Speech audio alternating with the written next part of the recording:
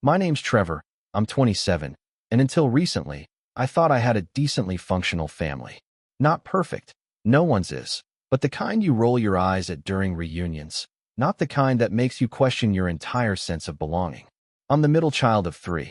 My older sister Rachel, 31, has always been the loud one, the center of attention at every party, every holiday, every dinner. And my younger brother Liam, 24, is the golden retriever type, goofy, lovable, never really involved in drama. Me? I've always been quieter, more reserved, a little more private, I guess. I was the one who read books in corners while everyone else played charades. The one who helped clean up after dinners without being asked. The one who never quite felt heard. I didn't mind it, not at first. I liked my space, my journals, my quiet little routines. I kept to myself, and for a long time, that seemed like enough. Growing up, Rachel had this habit of teasing me, not in the playful sibling way, but the cutting kind, the kind that makes people laugh and then go, "Oh, come on, lighten up," when it clearly stings. She'd point out how I talked to myself while doing homework, mock the way I'd rehearse conversations in the mirror before a date. Once, she printed out a poem I wrote in high school, something cringy but heartfelt, and taped it to the fridge just to see how red my face would get when our cousins came over. My parents never stepped in. "She's just joking," Mom would say with a shrug, like I was the problem for being sensitive. And maybe I was. Maybe I still am. But I kept my boundaries tight. I learned to lock my door, to write in my journal at night when no one was around, to keep the parts of myself I cared about tucked away in metaphorical boxes, where no one could reach in and twist them into a punchline. Writing's always been my outlet, a way to unload the static in my head, the insecurities I didn't feel comfortable saying out loud. And yeah, I wrote about everything, my awkward crushes, the self-doubt, the things I wish I'd said during arguments but didn't. I even wrote letters to future versions of myself, trying to remind myself to keep going, that I was enough, even when it didn't feel like it. Especially then. So when I came home for Christmas this past year, I brought my journal with me, not for attention or drama, but because I'd gotten in the habit of writing before bed. It helped with the anxiety that always flared up during family events. My childhood room was still mostly intact. Rachel had moved out years ago and Liam was staying in the guest room, so I figured it'd be fine. I tucked the journal in the back of a drawer before we headed downstairs for dinner. We'd made it through the awkward small talk, the passive-aggressive jabs about why I was still single, and even Dad's yearly tradition of listing every reason the turkey was overcooked. It was actually going okay. For once, I thought maybe the holidays wouldn't feel like emotional landmines. Then, just as dessert hit the table, my mom's famous peppermint bark, which I normally loved, Rachel cleared her throat. I noticed the smirk on her face first, then the worn, black notebook in her hands. My notebook. My stomach dropped like a stone, but for a split second, I told myself she wouldn't. That even Rachel wouldn't go that far. She did. "I found something very entertaining in Trevor's room," she said, holding it up like a trophy.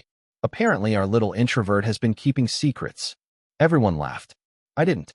My mouth opened, but no sound came out. I was frozen in place, trying to process how she'd found it, how she'd thought this was okay, how no one had stopped her yet. Then she flipped it open and started reading, word for word, out loud, in her loud, theatrical voice, like she was doing a dramatic monologue on stage. "December 2nd, she began, already snickering. "Saw Hannah at the bookstore again. I think she smiled at me. Probably nothing, but it made my day. I wish I had the courage to ask her out, but I don't even know if she remembers my name. I feel like such an idiot." There was laughter, not just from Rachel, from Liam, too, though his was more nervous, from Uncle Mark, from even my dad, who chuckled and shook his head like I was 12 again.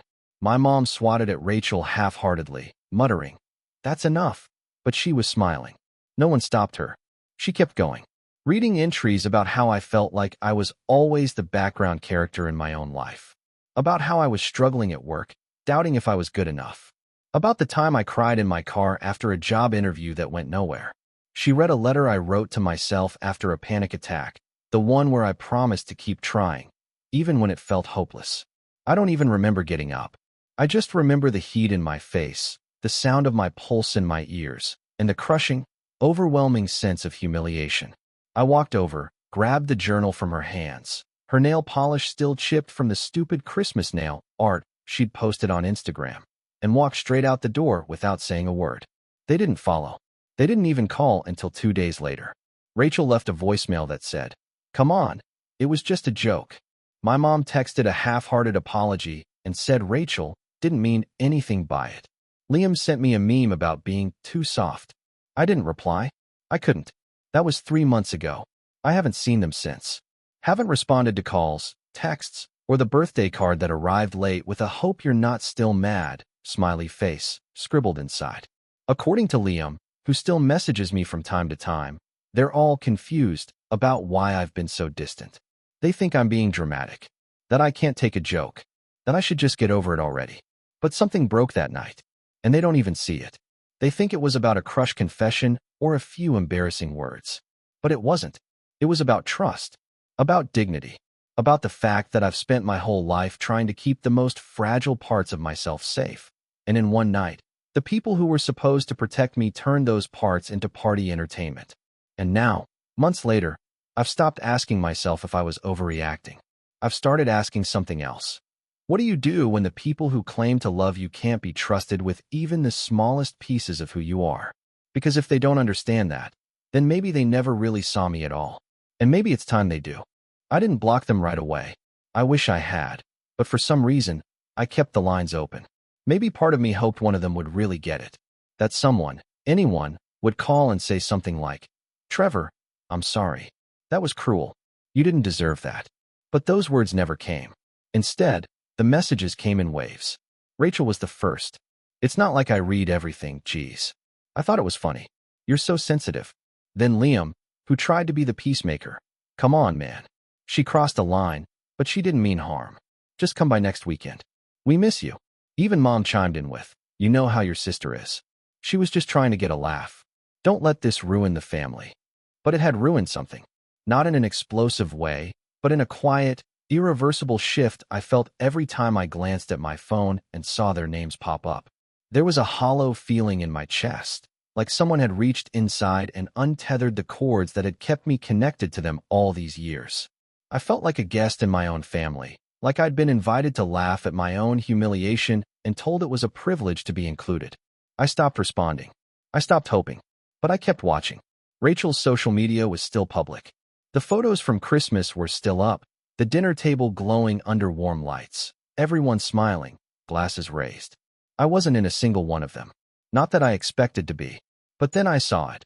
A video clip, shaky and only a few seconds long, of Rachel reading from something and the whole table cracking up. You couldn't hear the words clearly, but you could hear my name. And the caption? When your brother writes a rom-com in his diary and you find it. It had over 1,000 views. People had commented things like, "OMG savage," and "Your poor brother LOL," and "This is next-level sibling energy." One person said, "He'll laugh about it eventually," and Rachel had replied, "He's still pouting in his room somewhere." Classic Trev. My hands were shaking. I remember that clearly.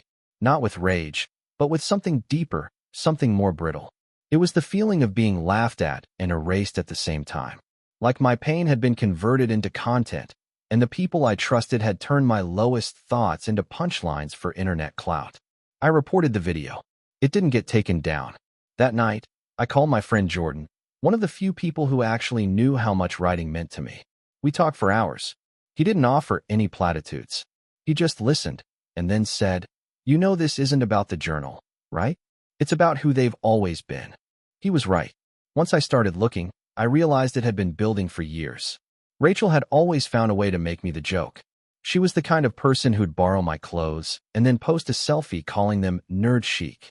The kind who once found an old photo of me in braces and made it her phone background for laughs. At family events, she'd bring up awkward stories from middle school like they were treasured memories. "Remember when Trevor cried because his turtle died and made us do a funeral in the backyard?" Cue the laughter. Every single time. And everyone else just let her, even when it wasn't funny anymore, even when it was cruel. But this time was different. This time, she didn't just embarrass me. She violated something sacred. She invaded the one space I had left, the one thing I hadn't shared with anyone. Not because I was ashamed, but because it was mine. And she took it, twisted it, and passed it around like a party favor. And they let her. I started therapy 2 weeks after Christmas. I didn't tell anyone in the family. I'd been thinking about it for a while, but the journal incident was the final push. The therapist, a calm woman named Diane with soft gray curls and a voice like smooth stone, listened to my story and said, "That wasn't a joke. That was emotional abuse masked as humor." Hearing it put like that felt like the first honest sentence I'd heard in months. The sessions became a lifeline. I talked about more than just Rachel. I talked about how small I'd felt growing up, how invisible I'd been, how often I'd laughed along with jokes about me just so I wouldn't feel left out. Diane helped me unpack it, piece by piece, until I started to see a pattern I'd never noticed before. The way my parents had always excused Rachel's behavior because she was spirited or just teasing. The way Liam had coasted through it all by staying neutral, which somehow always aligned with whoever was loudest. The way I'd taught myself to shrink, to make room for everyone else's personalities, to avoid being the target by never standing out. But something shifted after that night. I stopped shrinking. I began to set boundaries, even if they were quiet ones. I unfollowed all of them on social media. I didn't announce it. I just did it. I turned off message previews on my phone. I started writing again, not in a journal, but in documents with passwords. I started working out. I started cooking for myself instead of ordering in. None of it was drastic, but it felt like reclaiming space. Like breathing again. The family noticed. Of course they did. Rachel left another voicemail around Valentine's Day. This one was more clipped, a little annoyed. "Okay, Trevor, this is getting ridiculous. Are you seriously not talking to anyone over a journal? Grow up. You're being dramatic." I said I was sorry. What else do you want? She hadn't actually said she was sorry. Not once, not directly. But apparently, her pretending to be confused counted. Then came Mom. She left a message saying the whole family was worried about me and that my absence from Liam's birthday dinner had hurt his feelings. When I didn't respond, she sent a long email. It was polite on the surface, but between the lines, it was guilt-trippy as hell. She said I was choosing to hold on to bitterness, and that we all make mistakes, but family forgives. Except no one had asked me for forgiveness. No one had acknowledged what they did was wrong. Then, a few weeks later, something happened that flipped the entire situation on its head. I got a wedding invitation. Rachel was engaged. To a guy named Matt, someone she'd only been dating for 6 months. The kind of fast, flashy engagement that gets plastered all over Instagram with captions like, "When you know," and hashtags about finding your forever. The invitation was a thick, expensive card wrapped in gold-trimmed vellum, like it had come straight from a royal scroll. It had calligraphy, a custom wax seal, a note inside that said, "Hope to see you there, little bro. XO, Rachel and Matt." I almost laughed. After everything, she still expected me to show up, to clap and cheer and pose for photos like nothing had happened. Like I wasn't the joke she'd used to entertain a room full of relatives.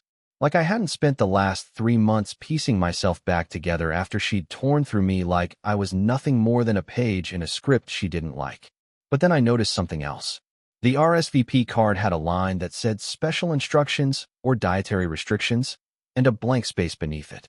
I stared at it for a long time, pen in hand, and something clicked. It wasn't just about the wedding. It was about the pattern, the cycle, the way Rachel, and by extension, the whole family, had always controlled the narrative. The way I was always expected to forgive, to laugh along, to be the peacekeeper. But I wasn't a punchline anymore. I didn't send the RSVP back. Instead, I started making a plan. And what Rachel didn't know, what none of them knew, was that this time, I wasn't just going to disappear quietly. This time, they were going to feel what it's like to be exposed, to have the mirror turned, to be reminded that some jokes have consequences. And I already knew exactly where to start. I didn't feel powerful right away. That came later. At first, there was just a quiet, almost empty ache, like the aftermath of a storm where everything's still standing, but the air feels thinner. The silence after the wedding invitation hit me harder than I expected. I'd made up my mind not to go, but the truth was, I still stared at the envelope for days, left it sitting on my kitchen table like some ancient artifact. I even caught myself wondering what would happen if I showed up. If I dressed sharp, stayed silent, made Rachel squirm just by existing. But then I pictured her giving that smug speech about how important family is and how glad she was to see everyone come together, while I sat there invisible in the back row, and I knew I couldn't do it.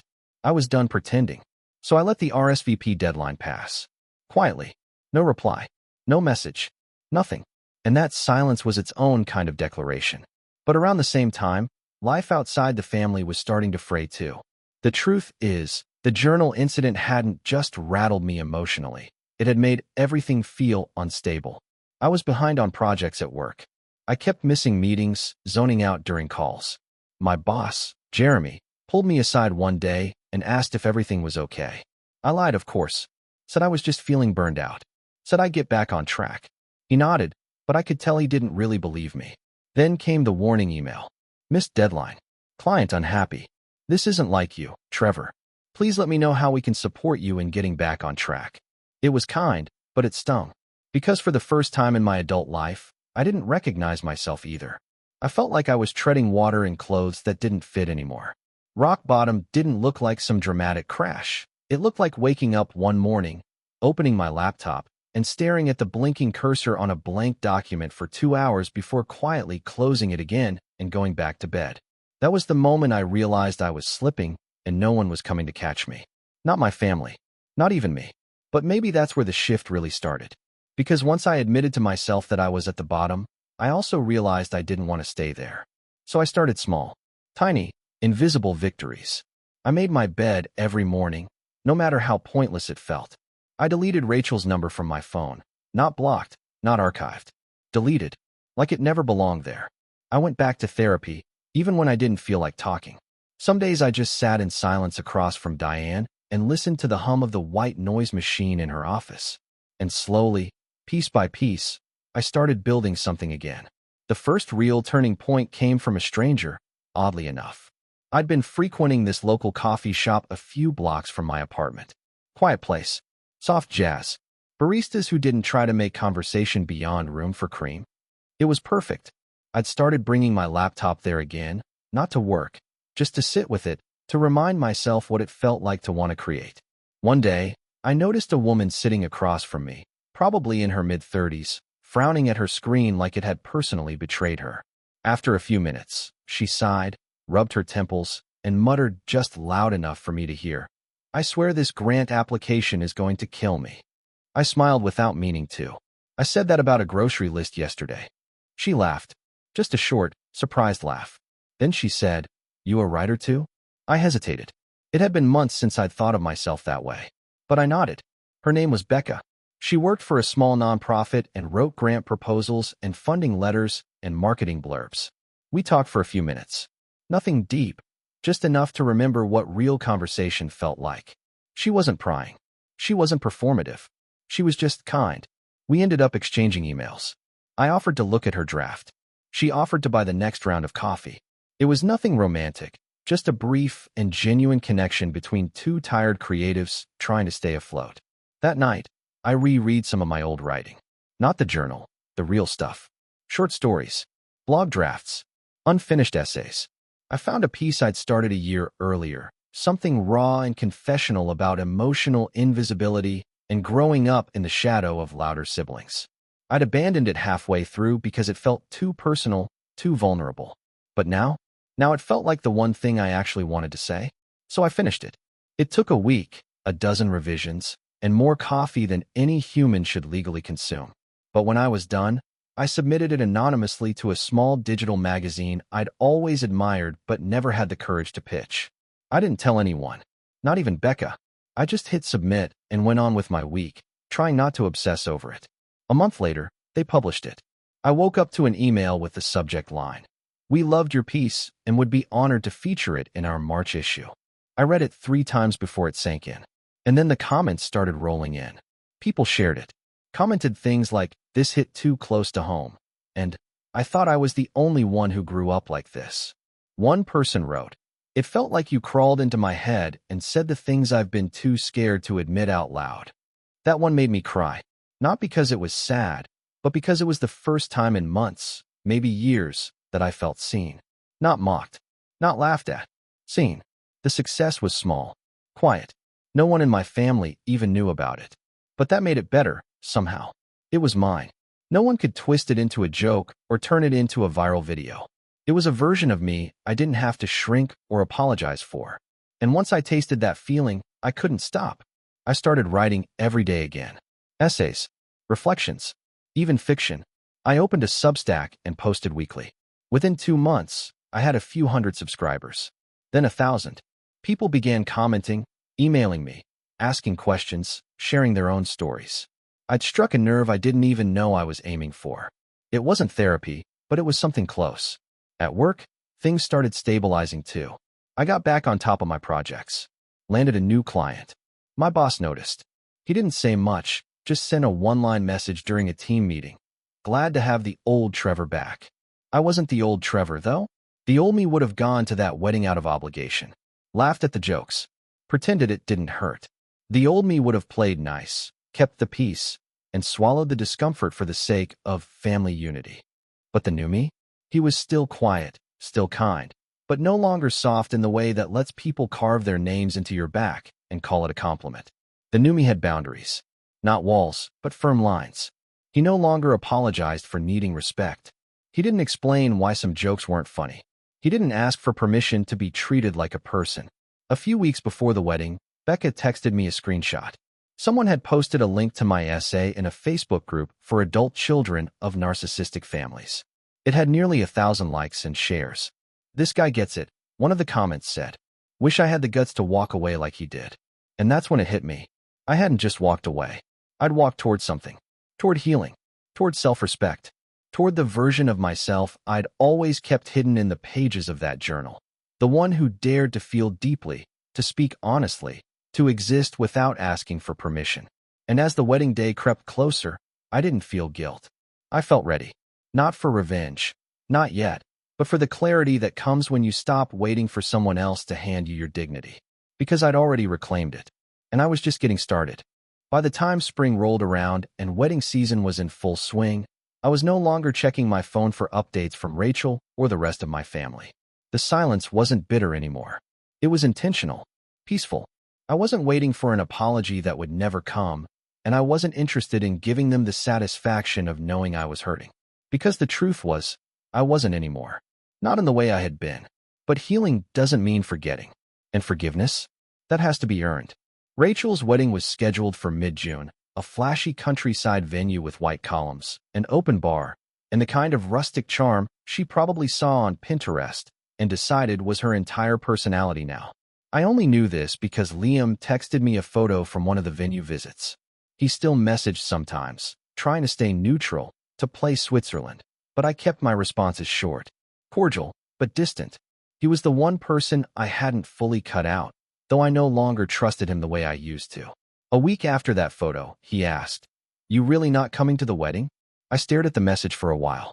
Then I typed back, "No." He replied a minute later, "That sucks, man. I was hoping to see you. You doing okay?" I didn't answer. But I wasn't just okay. I was preparing. Because while they were planning a picture-perfect wedding with gold foil invitations and signature cocktails, I was crafting something else entirely. Not something loud or dramatic. Not the kind of revenge that would make me look petty or vindictive. No, this had to be clean, precise, poetic, and personal. My first step was gathering information, not from Rachel directly, but through the breadcrumbs she and the rest of the family had been leaving online for months. My mom posted updates constantly. The cake tasting, the dress fittings, the seating charts. Every post was tagged, every vendor praised in the captions, every stylist and florist mentioned by name. I made a folder. I saved screenshots, dates, locations, schedules. I knew exactly where the wedding would be, when the bridal party would arrive, and even what songs were going to be played during the ceremony. But I wasn't interested in ruining the wedding day. That would have been too easy, too messy. Besides, causing a scene at someone's wedding is a one-night revenge at best, and I wasn't after one night. I wanted something that would linger. So I turned back to the thing they all underestimated about me, my writing. The essay I'd published anonymously had gained traction, enough that a few editors had reached out asking if I had more pieces to share. One of them, a woman named Erin who ran a fairly large personal essay and memoir site, offered me a guest column for the summer. She said my voice had a quiet power, and that my story had touched a nerve with a surprising number of readers. I hadn't planned on writing anything directly about my family again, but when I read her email, the idea clicked. This wasn't just about me anymore. This was about all the people who had journals read aloud. All the people who were mocked for being soft, for being quiet, for being the target of jokes told by people who swore they meant well. So I started writing. Not a takedown piece, not a hit job on Rachel, but a carefully worded, brutally honest essay titled, "The Day My Sister Read My Private Journal at Christmas." It wasn't angry. It was factual. It was thoughtful. It told the story as it happened, my perspective, my pain, and most importantly, the aftermath, the betrayal, the denial, the way the family twisted it into my failure to take a joke. I wrote about growing up with someone who always needed to be the center of attention and how everyone else learned to orbit her just to keep the peace. I wrote about the impact of public humiliation, especially when it's dismissed as harmless. I wrote about the difference between teasing and cruelty, about boundaries, about silence, and about walking away, not out of spite, but out of necessity. I didn't use names, no locations, no specifics that could directly trace it back to them. But I included enough emotional truth that anyone who did know the context, anyone who'd been at that table on Christmas, would instantly recognize themselves in the story.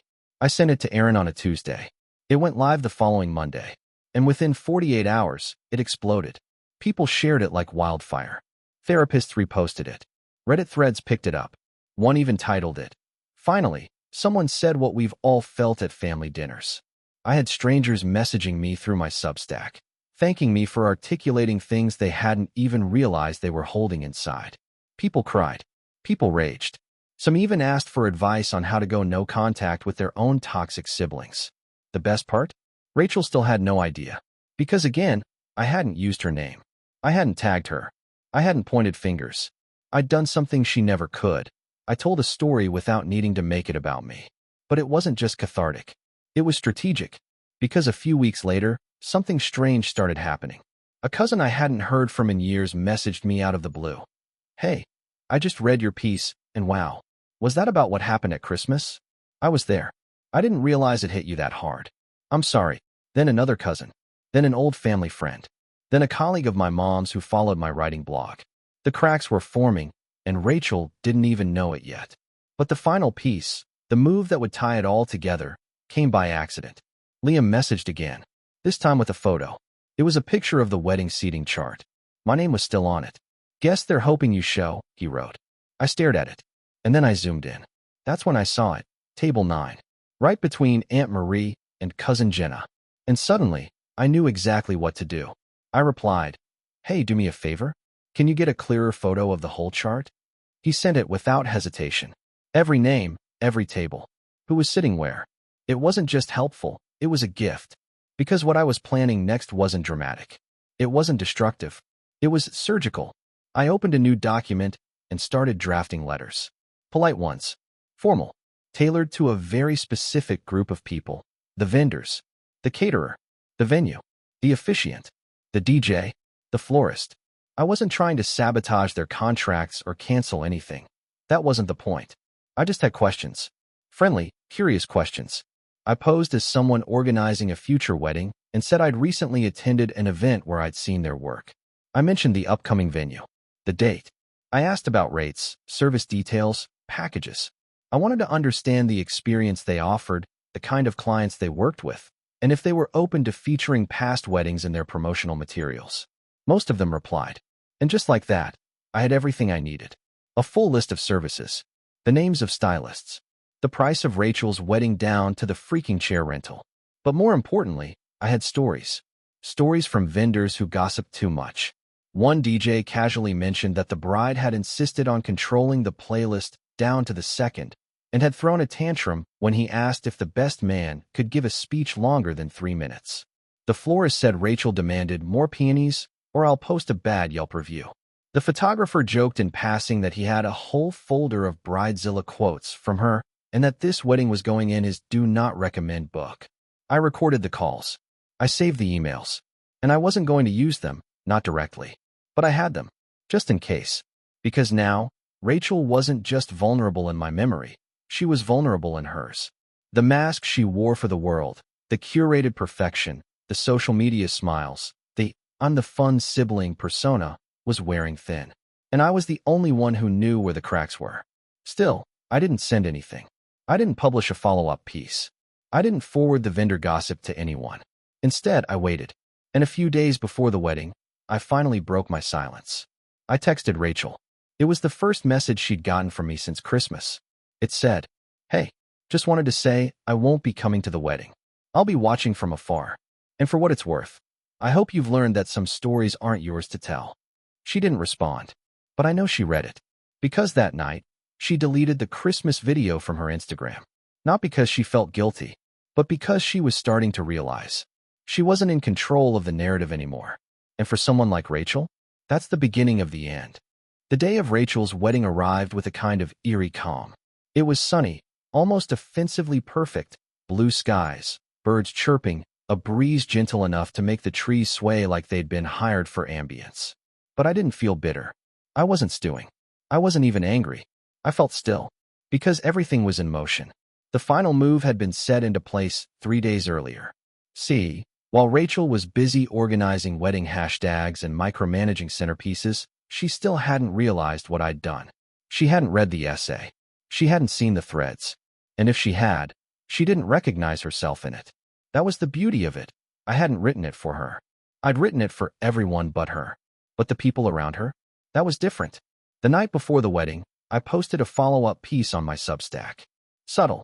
Titled, "When the Joke Isn't Funny Anymore." It wasn't a retelling, it was a reflection. A rumination on accountability. On silence. On the myth that forgiveness should be unconditional, especially when no one's asked for it. I didn't say wedding. I didn't say sister. But I wrote about what it feels like to be expected to show up for someone who never showed up for you. About how walking away isn't always petty. Sometimes it's the healthiest choice a person can make. It went live at 7 a.m. By noon, it was trending. That was the first crack. The second came at 2 p.m. when the photographer, yes, that photographer, sent me a message. "Hey man, saw your piece. Just realized who you were. Wish I'd known before. I never would have taken the job. That family was insane. Also, you weren't kidding about the journal thing? That's horrifying."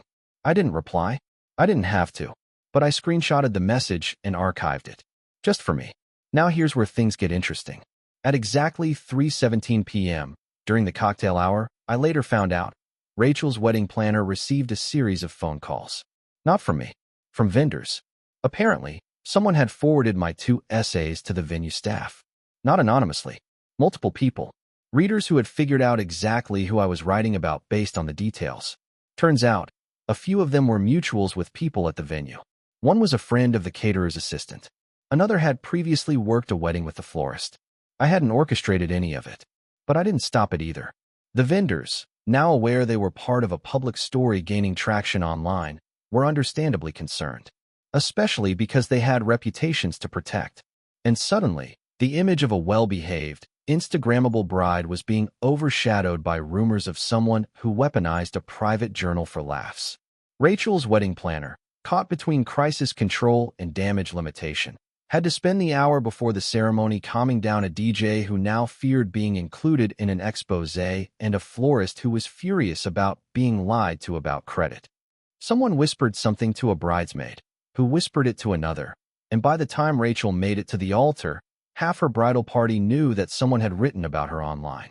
She didn't know how much, but she knew it was enough.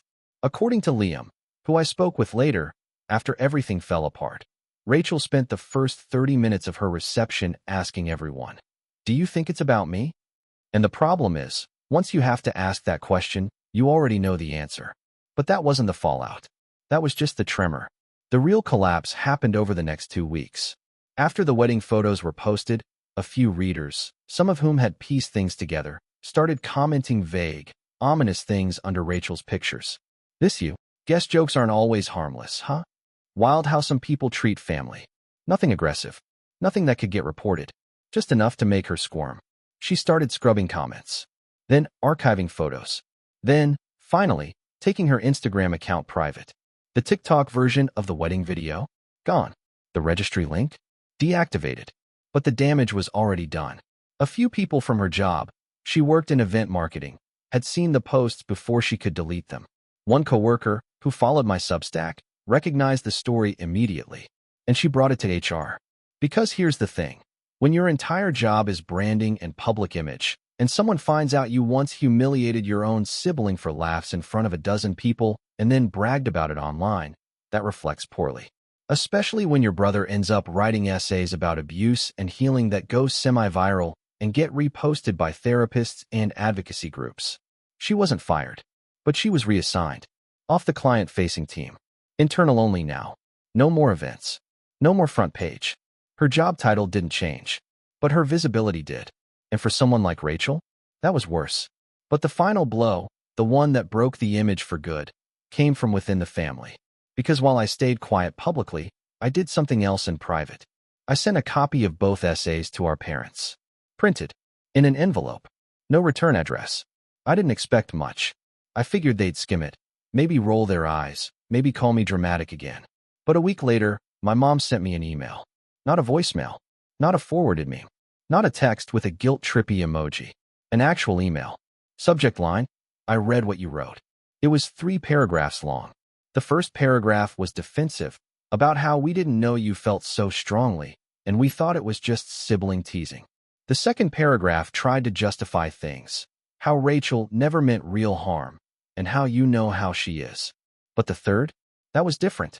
The third paragraph said, I'm sorry we didn't protect you. I'm sorry we didn't listen. And I'm sorry I laughed when you looked like you wanted to disappear. You didn't deserve that. It wasn't everything. It wasn't perfect. But it was a beginning. And for the first time in months, I cried. Not because I was hurt, but because I finally felt like someone saw me. Rachel never reached out. Not directly. But she posted a cryptic Instagram story one day. Just a black screen with the words, "Be careful who you make the villain in your story. They might be writing the book." It disappeared 24 hours later. I took a screenshot. Because maybe one day, when I finish that book, it'll be the epigraph. Now, months later, I'm still writing. Still sharing. My Substack passed 10,000 subscribers last week. I've done podcast interviews. Even signed a deal to compile my essays into a book about emotional boundaries, silence, and walking away from toxic family dynamics. People still ask, did she ever apologize? And the answer is no. But I don't need her to anymore. Because revenge doesn't have to be loud. Sometimes, it's just living in peace while the people who once mocked you slowly realize. You were never the joke. You were the story. And they'll never get to rewrite it again. I don't need to burn bridges when I've already learned how to build better roads.